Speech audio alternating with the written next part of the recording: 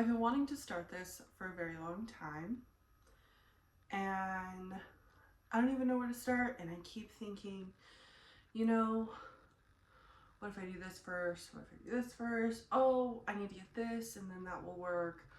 Or the list keeps changing, and it's not helping anything. So, I think I'm going to title this Thoughts of a 20-year-old. 20 thoughts. Average thoughts in your 20s, I have no idea. I just turned 24 a couple days ago. My birthday is March 12th. And a lot of things have been put into perspective for me. I know how young that is, and in my head I keep saying like, oh, I'm so old, like I'm 24 and I haven't done XYZ, but I'm also 24 and I've done these things. It's been a really hard balance. It's been a really hard balance to overcome and to try to figure out what the right next steps are. For me, I've been really wanting to focus on my health, and I think there's pillars that I want to make, and kind of like checklists that I think that I want to try and break down and like have someone else like be able to categorize these things. For me, I'm a huge checklist person, so having these categories and checklists, so to speak, of what to do in order to accomplish the things that you want, I think that would be really smart to have. And if it helps me, I know that it would help someone else.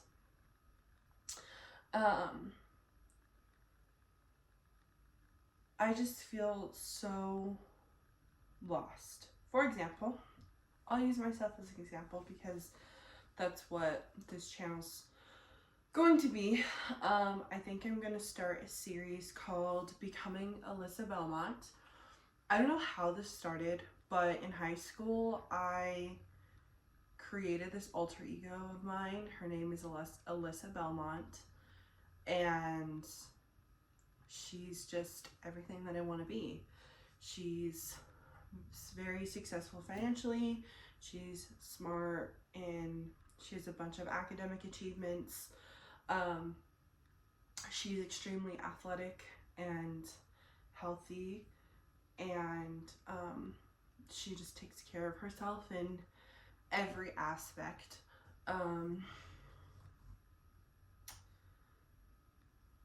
And maybe I'll do a whole video about who I want my alter ego to be.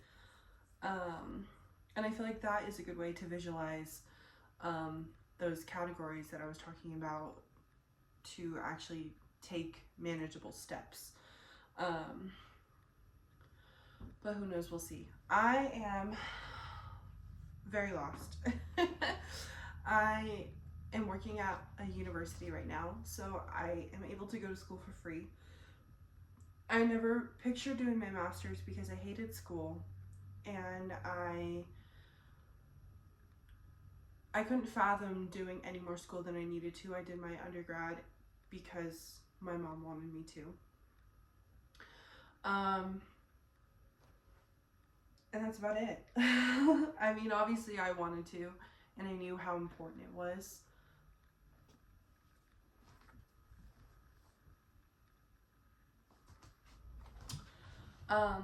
I knew how important school was, and I am glad that my mom pushed me, and then I ended up pushing myself really hard, and it caused a lot of burnout is the word that I was looking for.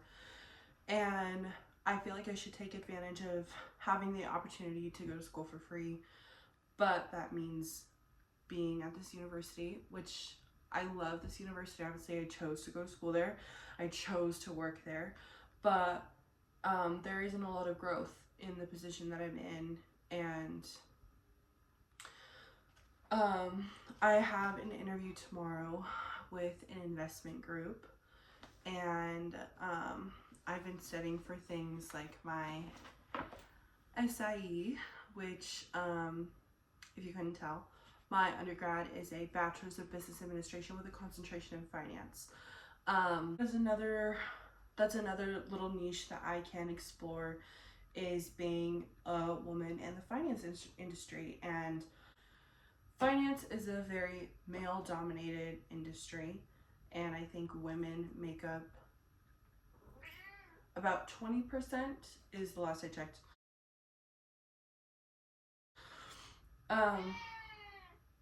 And so starting my journey of getting my SIE and the other licenses and certifications that you need to be successful in the finance industry, there is a lot of information on YouTube, obviously, but I feel like there's not a lot of like going through the process. So I feel like that's something that I could tackle as well on this channel.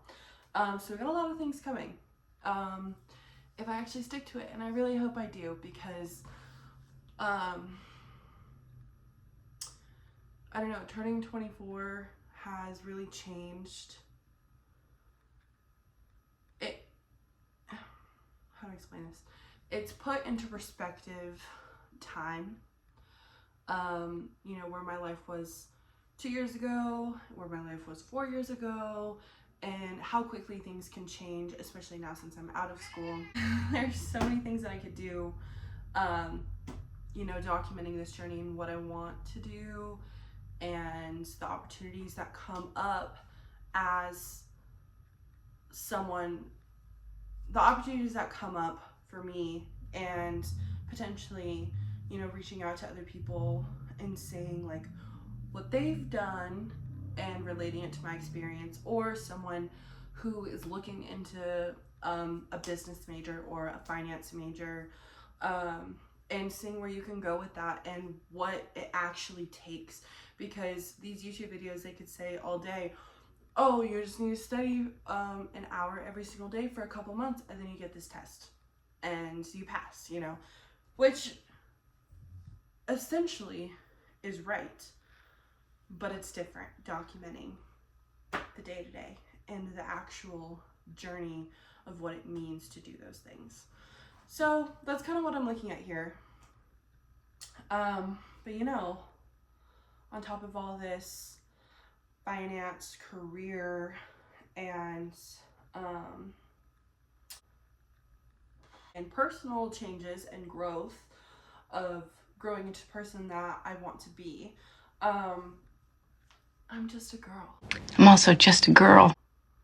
And I love lifestyle content, and I live in New Mexico, and I feel like New Mexico in itself is a niche. In New Mexico, especially Albuquerque, is a niche on its own.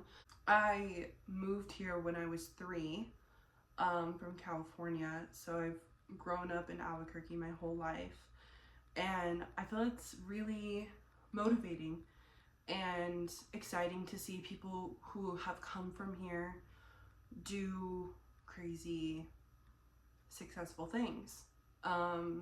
It's really motivating because I feel like there's this culture here, which isn't a bad thing at all, but there's a culture of Albuquerque where you just kind of, it's called, I don't even know how to explain it.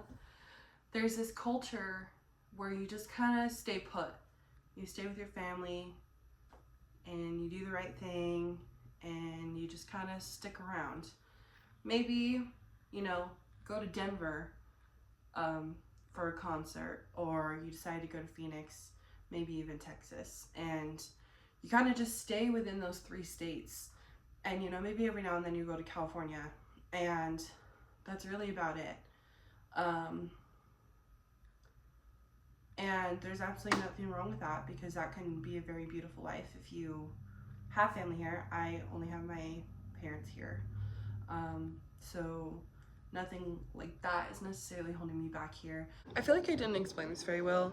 New Mexico's like term is the land of enchantment, and everyone here says it's the land of entrapment, which is true.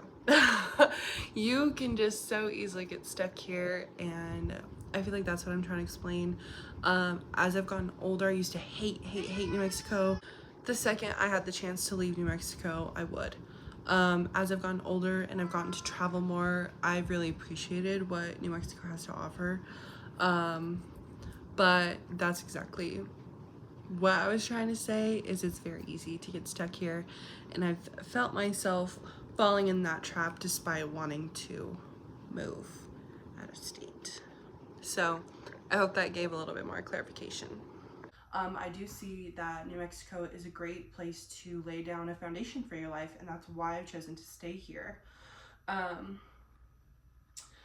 But whenever New Mexico, but especially Albuquerque, is mentioned in people's stories, or even if it's just brought up, if you are from Albuquerque and you saw that DoorDash commercial for Super Bowl 2025. Flown to do my shows for me. How are you? Where are you from? Albuquerque. You know exactly what I'm talking about. How I was so excited. I'm like, oh my gosh, they said Albuquerque. Because New Mexico's the 50th in almost everything. The crime here is atrocious. Just like how it is, you know, there's crime everywhere. You're not gonna get away from it. I understand that. But I think it would be really cool to make my best attempt to portray to someone else, especially with the amount of small towns that we have in New Mexico and even in Albuquerque, just like the small little niches and the mindsets that you can easily slip into, and just showing someone here what it's possible to do something else. In New Mexico, we have, maybe I'll make a separate video about my actual like college experience and my academic and professional journey, I guess. But in New Mexico, we have a lottery, and now it's called the Opportunity Scholarship. Essentially, if you are a resident and you graduated from a New Mexico high school, you essentially go to school for free. And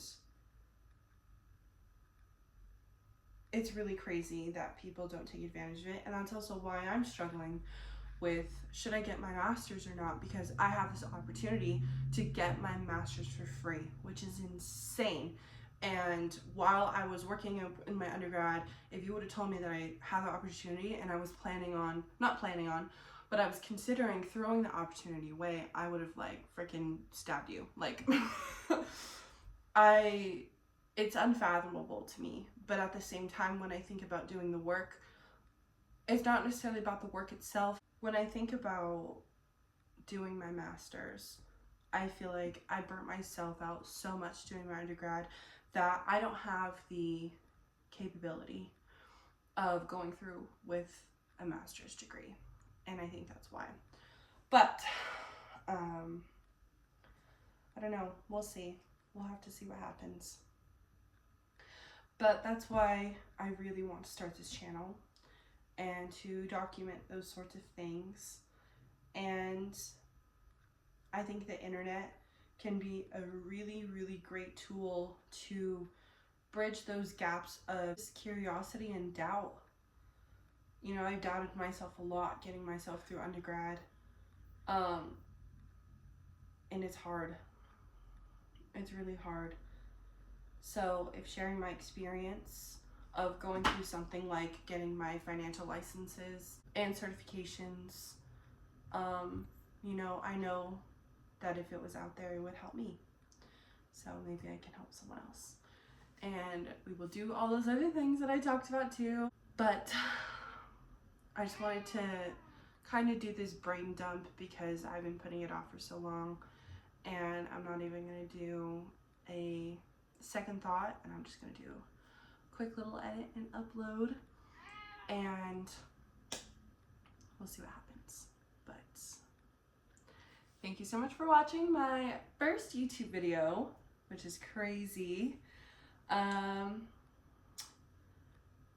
You know, keep me in your thoughts and prayers, and I'll keep you in my thoughts and prayers.